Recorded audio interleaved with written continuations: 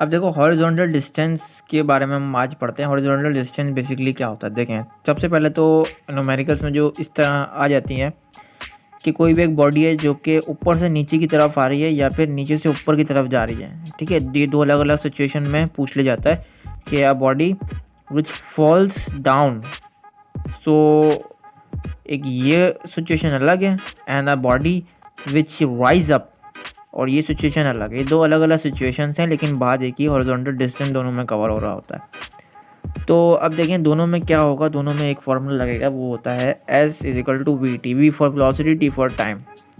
Distance आपसे पूछ लिया जाएगा, वेलोसिटी और टाइम आपको देते जाएगा, ठीक है ना। इस सूरत हाल में तो आप कंफ्यूज हो जाएंगे कि यार डिस्टेंस इस तरह मालूम करें, आप न्यूटन के फॉर्मूला लगा लगा के पागल हो जाएंगे। या तो ऐसा होगा कि आपको एंगल दे दिया जाएगा, तो एंगल दे दिया जाएगा तो आप इससे भी आप इजीली फार्मूला लगाकर x की वैल्यू आप फाइंड आउट कर सकते हैं, ठीक है ना। ये आपको थोड़ा सा याद करना होगा ये फार्मूलाज।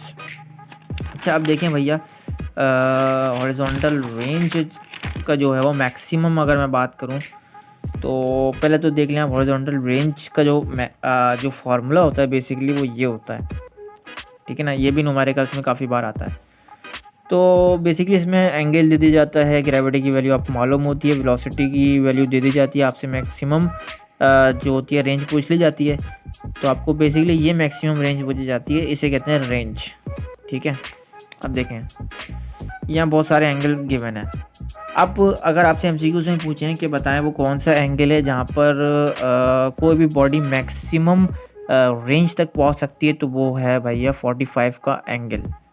अब यहाँ देखें एक ऐसा एंगल है जो मैक्सिमम रेंज बना रहा है, वो कौन सा एंगल है, 45 का एंगल है। यानी कि हम अगर हार्ड बॉल लें किसी क्रिकेट मैच में, अगर आप देखें अगर आप 45 डिग्री के एंगल से उस बॉल को थ्रो करते हैं तो वो ज़्यादा आगे तक पहुंचेगी, ठीक है ना। इन सब के मुकाबले वो ज़्यादा आगे तक पहुंचेगी। इट्स मीन ये विकेट कीपर आप समझ लें और इसे आप खुद समझ लें, आपने बॉल थ्रो करी विकेट कीपर के पास तो वो डायरेक्ट उसके हाथों में आई 45 डिग्री एंगल से अगर आपने थ्रो करी, तो वो क्या किया, मैक्सिमम रेंज आपने फॉलो किया।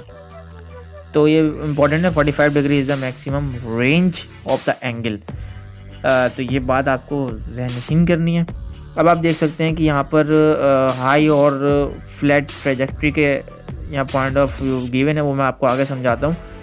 तो ये देखें ये जो चीज़ है फॉर्मूला यहाँ पर मैंने बनाया हुए हैं बेसिकली 45 अगर डिग्री में यहाँ रखता हूँ तो देखें 45 को 2 से मल्टीप्लाई करेंगे 90 हो गया, तो यहाँ 90 रखा और sin 90 क्या होता है 1 के बराबर होता है, तो 1 रखा, तो ये फार्मूला बन गया मैक्सिमम रेंज का, ठीक है ना। ये फार्मूला भी एमसीक्यूज़ में आ सकता है कि बताएं ये फार्मूला किसको शो करता है, तो आप बताएंगे सिंपल, आपने कैलकुलेशन अगर करी हुई होगी तो आप बताएंगे ये मैक्सिमम रेंज को शो करता है, ठीक है ना। आपको तो पता है 45 डिग्री पे जो होता है एंगल मैक्सिमम रेंज होती है, तो आप सिंपल यहाँ रख सकते हैं और डायरेक्ट सॉल्व करके आपके पास आंसर ये आ सकता है, या फिर आप ऐसी रट्टा मार लें ये वाली, तो भी ईजी है। अब देखें भाई सबसे इंपॉर्टेंट चीज़ मैं आपको बताने लगा हूँ एमसीक्यूज़ पॉइंट ऑफ व्यू से। अगर ये जो मैंने आपको बताई हुई है कि कोई भी दो एंगल आपके पास आ रहे हैं और उनको प्लस करने के बाद 90 एंगल आपके पास बन रहा है, तो वो क्या होगा, देखें अब मैं आपको बताता हूँ।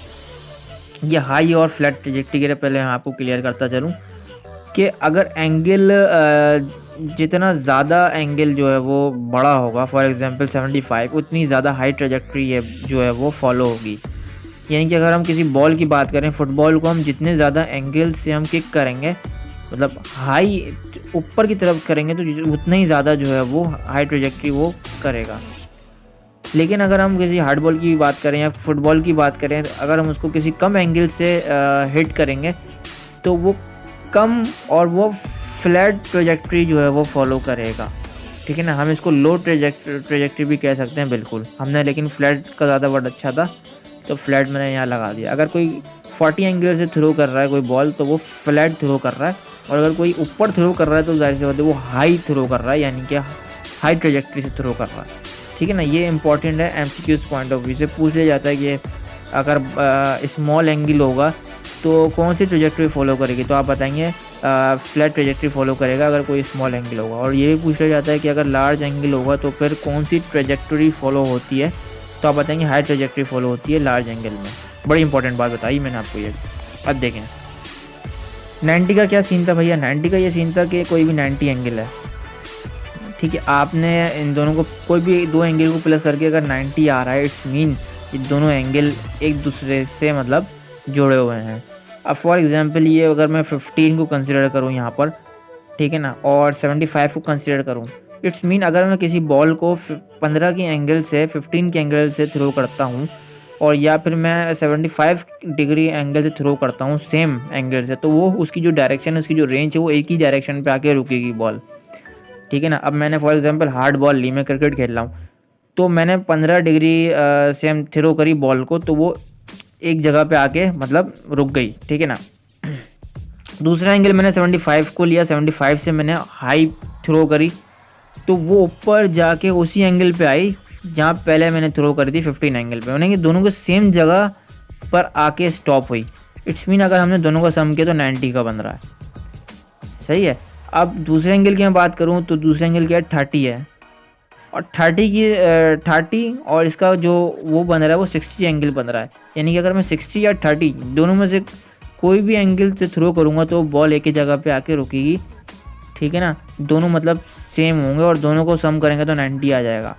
ये बात बड़ी इंपॉर्टेंट है, आपको बात याद रखनी है। इससे इस तरह मतलब पूछ लिया जाता है कि बताएं कि 90 का एंगल है, 75 का एंगल है, अगला एंगल कौन सा होगा, तो सिंपल आपको पता होगा, आप 75 को डायरेक्ट माइनस कर देंगे तो 15 एंगल आपके पास आ रहा होगा। इस तरह घुमाकर आपको ना MCQs या फिर इंटर में आपसे पूछ लिया जाएगा। तो अब देखें, अगर कोई भी दो एंगल आपको पता है और तीसरा एंगल आपसे मालूम करने के लिए पूछ लिया गया है न्यूमेरिकल में, तो आप क्या करेंगे, ये फार्मूला यूज़ करेंगे, ठीक है ना। ये फार्मूले से क्या होगा, आपके पास फॉर एग्जांपल 13 एंगल आपको गिवन है, आपको दूसरा एंगल मालूम करने के लिए दे दिया गया है, तो आप क्या करेंगे, 13 को यहाँ रखा, एंगल इधर रख लिया और 90, यही फार्मूले से किया आपने।